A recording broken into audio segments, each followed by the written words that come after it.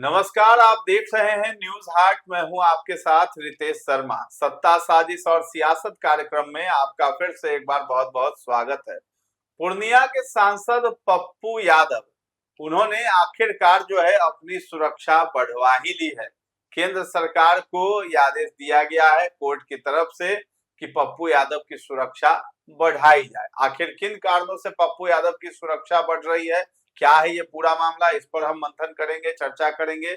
इसके साथ ही साथ हम बात करेंगे बांकीपुर में हुए विधानसभा उपचुनाव में नए नवेले विधायक बने प्रशांत किशोर जो है अब आभार बांकीपुर के नाम से कार्यक्रम कर रहे हैं और जनता के बीच जा रहे हैं। आज भी वो 4 वार्डों की जनता के बीच में गए हैं और वहां पर बड़े बड़े वादे भी किए हैं और विधायक के तौर पर जो उन्हें काम करना चाहिए उस काम को उन्होंने दोहराया है और कहा है कि सरकार के साथ मिल करके वो बांकीपुर की जनता के लिए ये सब काम करवाएंगे। आखिर कौन कौन से काम करवाने वाले हैं बांकीपुर की जनता के लिए प्रशांत किशोर, इन तमाम मुद्दों पर हम चर्चा करेंगे।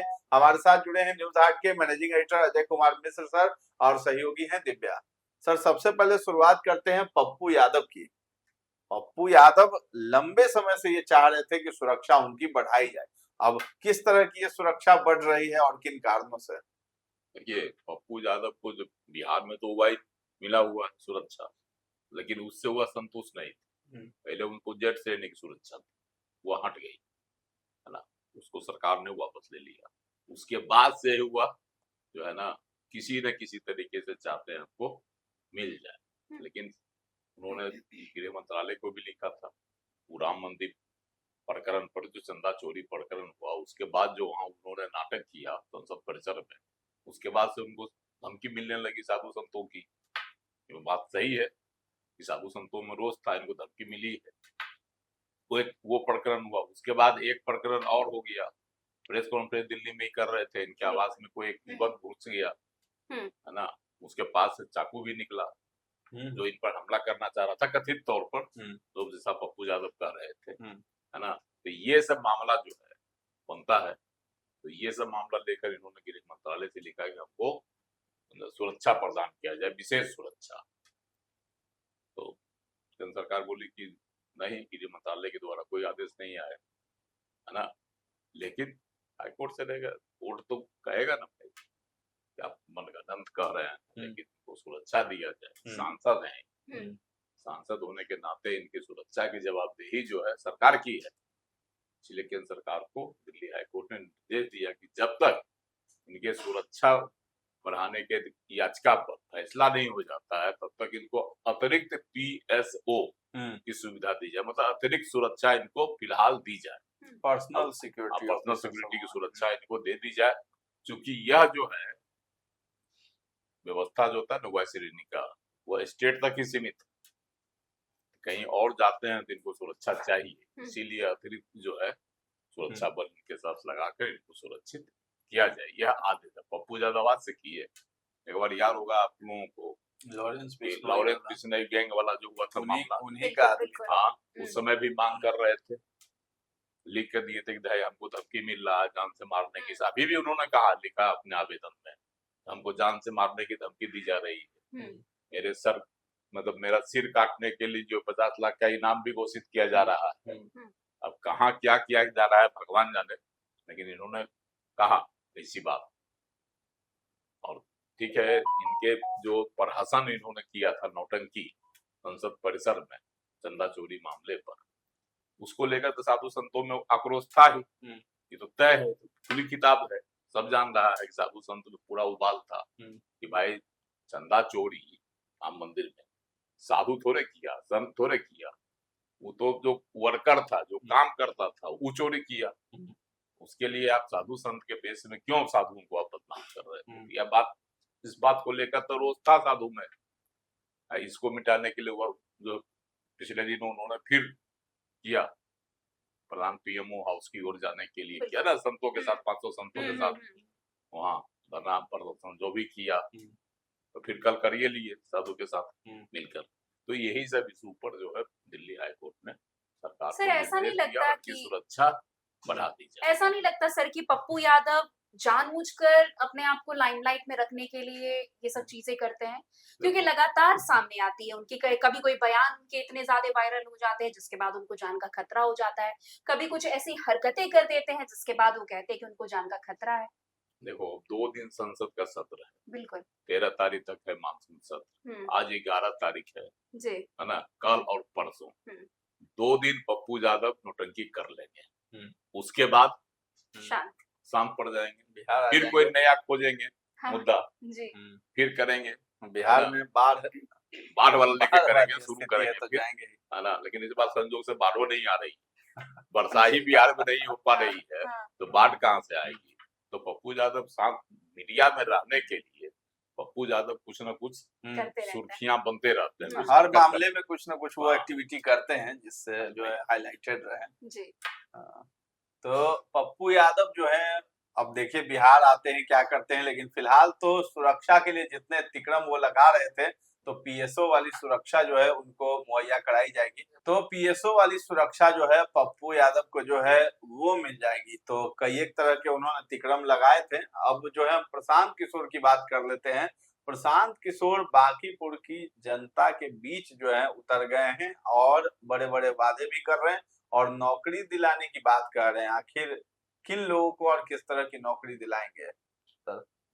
देखिए, प्रशांत किशोर बांकीपुर से जीत गए, ठीक है, मौका मिला, जीत गए। हालांकि लोकसभा विधानसभा चुनाव में तो उनके 238 में से 236 लोगों की जमानत जब्त हो गई थी, लेकिन खुद जीत गए। चलिए अच्छी बात है, जीत गए बांकीपुर से, बदलाव जनता ने कर दिया। अब जो उन्होंने वादा किया था उसको पूरा करने का वो प्रयास शुरू कर दिए। पहला था क्षेत्र में सफाई, उन्होंने तो कहा था कि हम बांकीपुर को बंगलोर बना देंगे, लेकिन नतीजा आने के बाद कहा कि नहीं, बंगलोर हम नहीं बना सकते हैं, लेकिन यहाँ विकास करेंगे।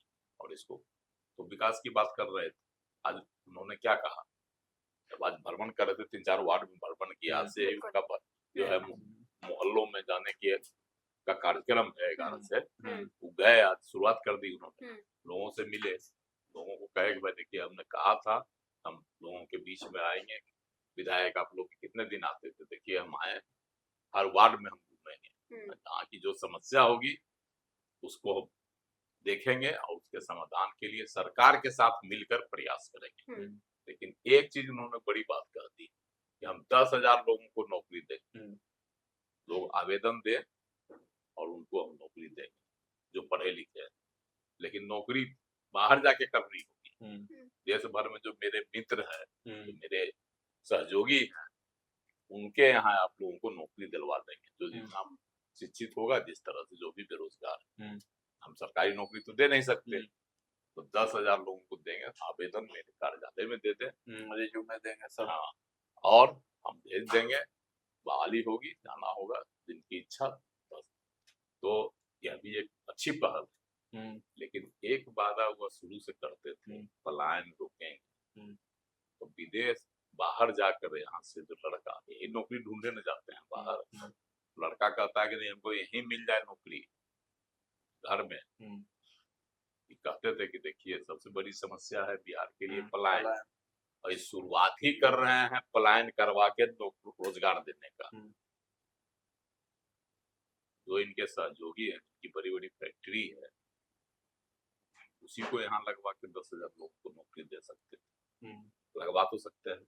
बोले हैं कि सरकार से जो है बातचीत होगी, मिल करके जो है काम करेंगे और आगे समय दीजिए, समय दीजिए, तुम काम कहें कूड़ा सफाई नल जल इस सब का, उसके लिए हम विधायक होने के नाते जो जो काम होता है वो करवाएंगे। वो वही कह रहे हैं, ये नहीं कह रहे हैं कि हम मिलकर जो है अपने उद्योगपति मित्रों के साथ मिलकर यहाँ फैक्ट्री लगाएंगे, कहाँ बोले हैं, बोले हैं नहीं। तो जनता को सवाल करना चाहिए अब कि भाई जो हमें भेज रहे हैं, तो भाई जनता तो अभी गदगद है, जनता इसी तरह से नया चीज देखता है, लोग उछलते रहता है, देखते हैं ना, बच्चा को गेंद दे दीजिए लाके, बच्चा उछलेगा 10 दिन तक उछलेगा, उसके बाद कहेगा पुराना हो गया अपने को। तो यही चीज होता है विधायक में भी, इनको तौलेगा 2026 से लेकर 2030 तक, अगर तौल लेगा, जनता का मन अगर भर गया इनसे, समझे, तो फिर कहेगा कोई नया फुटबॉल उससे चाहिए। पहले सरकार के लोग भी लगे ही हैं, रामकृपाल यादव भी हैं, रिपोर्ट सबका ये रहा कि हम मांगेंगे, सहयोग करेंगे। हिसाब रामकृपाल यादव भी बोले कि हिसाब भाई रखेंगे हमारे भाई। पड़ोसी हैं, विकास में हम इनके ही क्षेत्र में हैं, विकास में जो सरकार का सहयोग होगा, जो हमारी मदद होगी हम देंगे, करेंगे इनको। सरकार कहाँ कर रही है कि नहीं करेंगे, वो भी कह रहे हैं कि हम सरकार से मदद लेंगे।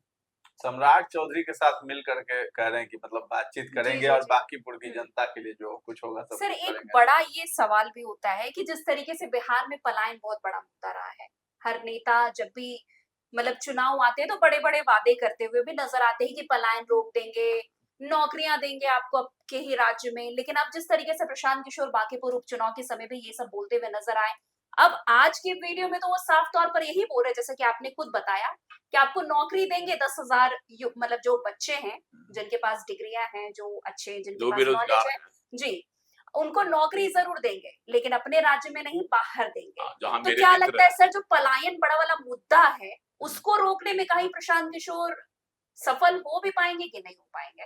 देखो, इसको पलायन का नाम दिया गया, जी तुम ही जानते हो। हम्म जिस भी राज्य में हाँ जहाँ उद्योग धंधा का विस्तार नहीं है, हम्म वहां से लोग जाएंगे ही दूसरे राज्यों में, हम्म जाएंगे कि नहीं? रोजी हम्म रोटी के लिए यहाँ क्या करेंगे? हम्म जहाँ बड़े बड़े बिल्डिंग बनती है तो यहाँ के जो लेबर यहाँ काम करते हैं, वो तो स्वाभाविक रूप से जाएंगे दूसरे शहर में जहाँ ज्यादा मजदूरी मिलती है और काम मिल जाता है। सबसे बड़ा है काम मिल जाता है डेली, तो जाएंगे ही आजीविका के लिए।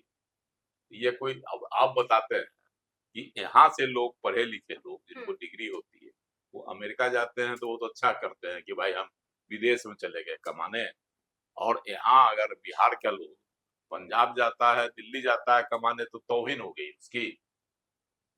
वहां जाके क्या करता है अमेरिका में? लेकिन सर नहीं जब नहीं, नेता जब हम ये चुनाव नहीं कह लड़ते रहे हैं तब इतना बड़े बड़े वादे नहीं, करते हम ही ये क्यों नहीं है कि कह रहे आपको आपके राज्य में नहीं नौकरी नहीं, हम मिलेगी? ये नहीं कह रहे। हाँ अमेरिका जाके लोग क्या करता है? बिल्कुल नौकरी ही करते हैं। और क्या करता है? दिन रात खटता है, हम्म ऐसा तो नहीं है। तो तो वहाँ वो नौकरी अगर उनको अपने राज्य में मिलेगी तो वो अमेरिका क्यों जाएंगे सर? अपने राज्य में नहीं ना मिल सकता है। वही तो मुद्दा है ना सर। एक देखो, मुद्दा है कि अपने राज्य में अभी उतना टेक्नोलॉजी तुम विकसित नहीं हो। कहने का जो महाराष्ट्र से तुम्हारे यहाँ लोग आता है, नहीं महाराष्ट्र से लोग कहाँ जाता है? विदेश हम्म जाता है ना? ऐसा नहीं कि बिल्कुल महाराष्ट्र में ही रहता है, नहीं नहीं ना रहता है। केरल से जो है 70% लोग बाहर है, बाहर जाते हैं। दुबई में, है कि नहीं? बिल्कुल और तुम कहीं भी चली जाओ, कर्नाटक से नहीं है, वहां से भी लोग विदेश में जाते हैं काम करने। तो वो विदेश क्यों ज्यादा सुखी संपन्न है, विदेश में जा सकते हैं, उनके पास कैपेसिटी। अपने इंडिया से देख, दुबई में चाहे खाड़ी देशों में कितनी आबादी के गांव से समझते हैं कि आधा से अधिक युवक जो है दुबई में रहता है, कमाता है, वहां से लाता है कमा कर। तो ये अच्छी बात है, दुबई में कमाता है। लेकिन यहाँ अगर चला जाता है दिल्ली, तो कहता है वो पलायन कर गया, यहाँ रोजगार नहीं मिला इसलिए चला गया। ये कोई समस्या नहीं है। विकसित राज्य करने के लिए उद्योग धंधा लगाना जरूरी है, जिसमें विधायक को भी, चाहे पक्ष के हों विपक्ष के हों, विधानसभा में आवाज उठाएंगे, करना चाहिए। विधानसभा में आवाज उठाना चाहिए। जब हाँ। जाएंगे, शपथ लेंगे, सत्र शुरू होगा, तो उसमें प्रशांत किशोर को और जो है सलाह आवाज भी देनी उठाना होगा, चाहिए। सलाह भी कैसे देंगे। इसका देखो, यहाँ से हाँ। हुआ क्या कि लालू के जो काल था 15 साल का, उसमें यहाँ से बहुत सारे उद्योगपति भाग गए जो दोबारा यहाँ आना नहीं चाह रहे हैं, और आने की उनकी कोई इच्छा नहीं। यहाँ कब वह फिर शुरू हो जाए दौड़, इसकी कोई गारंटी नहीं। अब तो नीतीश कुमार जी है नहीं, नीतीश कुमार जी के जाने के बाद ऐसे भी यहाँ संदेह, एक नया संदेह पैदा हुआ है, वही समझे कि हिंसा पर कितना लगाम लगता है, वो लोग वेट करते हैं वॉच में। सम्राट चौधरी बांकीपुर उपचुनाव जो हुआ, उसमें जब तक चुनाव के लिए वोट मांगे जा रहे थे तब तक जो है सम्राट चौधरी को कोसते रहे, लेकिन अब बात कर रहे हैं कि सरकार के साथ मिलकर के काम करेंगे और जनता से समय भी मांग रहे हैं। और वही सम्राट चौधरी जिस पर वो आरोप लगाते रहे हैं कि क्रिमिनल हैं, अपराधी है, अब उन्हीं के साथ मिलकर के जो है वो बातचीत करेंगे अपने क्षेत्र के विकास के लिए। देखना है किस तरीके से प्रशांत किशोर जो है सम्राट चौधरी के साथ अपनी मांगों को रखते हैं। इसके साथ ही साथ पप्पू यादव की भी हम बात कर रहे थे, उनकी सुरक्षा भी बढ़ा दी गई है। कोर्ट से आदेश हुआ है केंद्र सरकार को कि उनकी सुरक्षा जो है बढ़ाई जाए, क्योंकि उन पर जो है हमले की आशंका जताई जा रही थी पप्पू यादव की तरफ से। तो फिलहाल इस चर्चा को हम लोग यहीं पर विराम देते हैं। कैसा लगा है ये कार्यक्रम हमें कमेंट में जाकर जरूर बताइएगा, और हमारे चैनल को अभी तक आपने सब्सक्राइब नहीं किया है तो जरूर कर लें। धन्यवाद। धन्यवाद।